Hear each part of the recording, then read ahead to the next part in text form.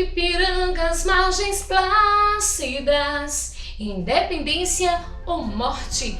Olá pessoal, meu nome é Diane Cavalcante e hoje eu estou aqui para falarmos um pouco sobre a independência do Brasil. Mas para que nós possamos entender quais os processos que se deram para que a independência do Brasil chegasse a ocorrer, é preciso que nós voltemos um pouco ao passado, no ano de 1807, data que nos lembra as invasões napoleônicas. Nesta época, Napoleão Bonaparte havia ameaçado invadir Portugal, e daí o rei Dom João VI resolve fugir para a colônia brasileira, junto com a família real e toda a corte. Ao lado destas pessoas nobres, também algumas outras pessoas foram trazidas para cá nessa viagem. Profissionais da área da educação e da medicina foram alguns destes.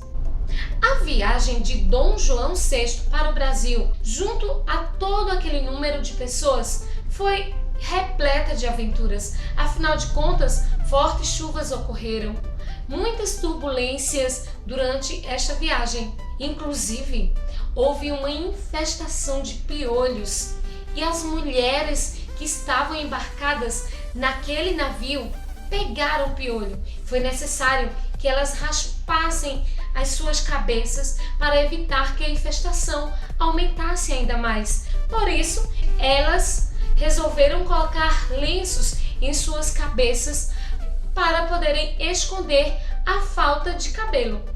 Mas voltando aqui para o nosso ponto inicial, no ano de 1808, a família real de Portugal, junto com Dom João VI, chegam à colônia brasileira.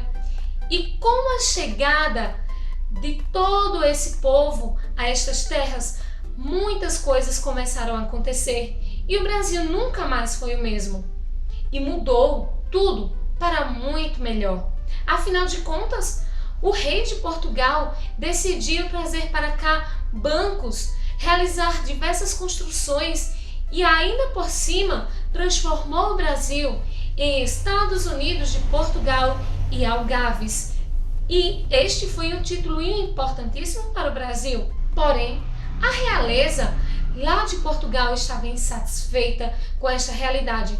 Afinal de contas, o fato de o Brasil ter se tornado Estados Unidos de Portugal e Algarves era um ponto bastante negativo para a economia portuguesa, pois enquanto o Brasil era colônia, tudo o que era produzido nas terras eram levadas até Portugal e eram comercializadas a alto custo.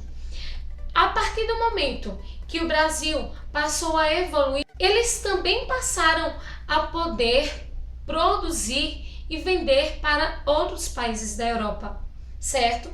Então, estes fatores negativos começaram a incomodar a nobreza de Portugal. No ano de 1820, ocorreu uma revolução chamada Revolução Liberal do Porto. E essa revolução foi peça-chave para que a independência do Brasil ela viesse a acontecer anos mais tarde. E o que foi essa Revolução Liberal do Porto? Eles reivindicavam diversos fatores, inclusive que o rei Dom João VI voltasse a Portugal. Afinal de contas, como que pode um reino ser governado por um rei que está em terras onde anteriormente eram colônias de Portugal? Porém, Dom João VI gostava dessas terras e não queria sair daqui por nada. Entretanto, esta revolução exigia que Dom João VI voltasse a Portugal. Caso contrário, se ele se negasse, ele perderia o trono. Outra coisa que era reivindicada nessa revolução do Porto, que ocorria na cidade do Porto, em Portugal, era que Dom João VI fizesse com que as terras brasileiras voltassem a ser colônias. Então, quer dizer que esta revolução toda, que tinha o nome de liberal, não era tão liberal assim, não é verdade? Outro fator importante que era reivindicado por esse processo revolucionário era que o rei Dom João VI promulgasse algumas leis que eles consideravam necessárias para o país. Desse modo, em meio a tantas pressões e a tantas insistências e a tantos atos revolucionários, o rei Dom João VI se sentiu obrigado a voltar às terras portuguesas. E no mês de abril do ano de 1821, João volta a Portugal. Quando Dom João VI chega a Portugal, as pessoas da nobreza sentem uma falta. Onde está Pedro de Alcântara? Pedro de Alcântara não havia viajado junto com seu pai, como deveria ter acontecido. Ele ficou no Brasil para continuar o processo de mudanças que já havia sido iniciado pelo seu genitor. E aí, lá em Portugal, a nobreza fica irritadíssima, porque eles sabiam que com Pedro de Alcântara no Brasil, Dom João VI poderia se comunicar com ele e continuar mantendo vínculos das terras brasileiras. Isso favoreceria positivamente o Brasil.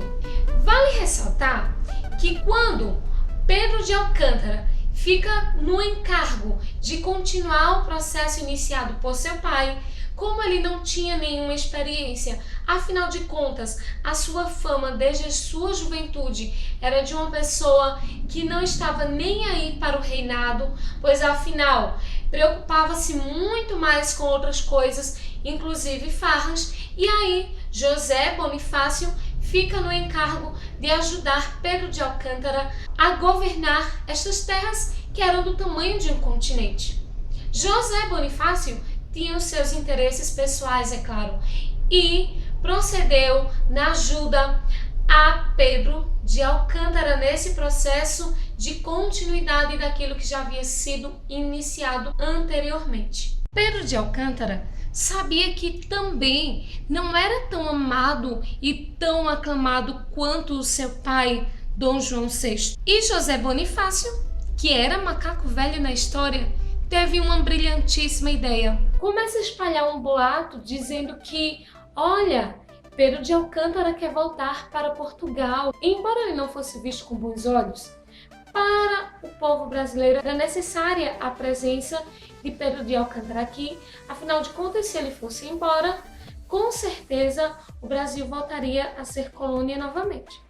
Então, esse boato é espalhado, as pessoas começam a ouvir essa história de que ele vai embora e aí surge a ideia de um baixo assinado. Em torno de 8.000 pessoas assinam este baixo assinado e no dia 9 de janeiro de 1822 o levam até a casa de Pedro de Alcântara. E quando Pedro está saindo na varanda de sua casa, ele recebe esse abaixo assinado e aí uma grande quantidade de pessoas estão ali na frente para aplaudi-lo, para aclamá-lo como rei. E aí ele se sente muito lisonjeado, fica emocionado com tal situação. E aí, sabendo de todo este ocorrido e feliz com as atitudes da população, ele proclama aquela frase conhecidíssima: se é para o bem de todos, se é para o bem da população brasileira, diga ao povo que eu fico. E aí, é no dia 9 de janeiro de 1822 que é instituído o Dia do Fico, o dia em que Pedro de Alcântara decide ficar em terras brasileiras. Alguns meses mais tarde, em maio, Pedro de Alcântara instituiu o Consolide-se, que explicando para vocês de uma forma mais fácil e mais clara de entender, seria o seguinte: tudo que Dom Pedro I instituísse aqui no Brasil seria lei, e aquilo que viesse como ordem de Portugal só seria aceito e entraria em vigência caso ele concordasse. Caso contrário, não. Nada de ordens vindas de Portugal para o Brasil. Os meses passam e agora estamos em setembro. E Dom Pedro I realiza uma viagem, sai de sua residência, na qual morava com Dona Leopoldina, deixa Dona Leopoldina e José Bonifácio sobre o encargo da governabilidade do país e dirige-se a essa viagem que já tinha como objetivo essa independência brasileira. E aí, nesse processo de ida até o local onde seria realizada esta reunião, ele recebe uma carta que foi encaminhada por Dona Leopoldina, dizendo que ele precisaria tomar uma atitude naquele momento, que não dava mais tempo de esperar, que se ele esperasse mais, então o Brasil não teria mais jeito, voltaria a ser colônia e ele teria que voltar para Portugal. E aí, é em 7 de setembro de 1822, em que ele fala aquela célebre frase: independência ou morte. Porém, é imprescindível deixar claro para vocês que a independência do Brasil, ela não ocorreu necessariamente no dia 7 de setembro de 1822. Essa independência ela só foi ocorrer de fato em 12 de agosto do ano de 1825, quando o Brasil consegue livrar-se da dívida que tinha com Portugal. Porque até então a corte portuguesa determinou que, tá bom, a gente libera o Brasil do nosso domínio. Todavia, é preciso que vocês paguem um determinado valor. E, gente, esse valor era altíssimo.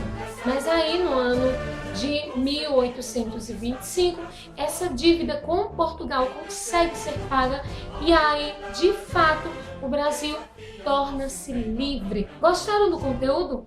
Querem mais conteúdos como este? Então, não percam os próximos vídeos. Tchau, um forte abraço, fiquem com Deus, curtam, comentem, compartilhem, se inscrevam e um beijo no coração de cada um.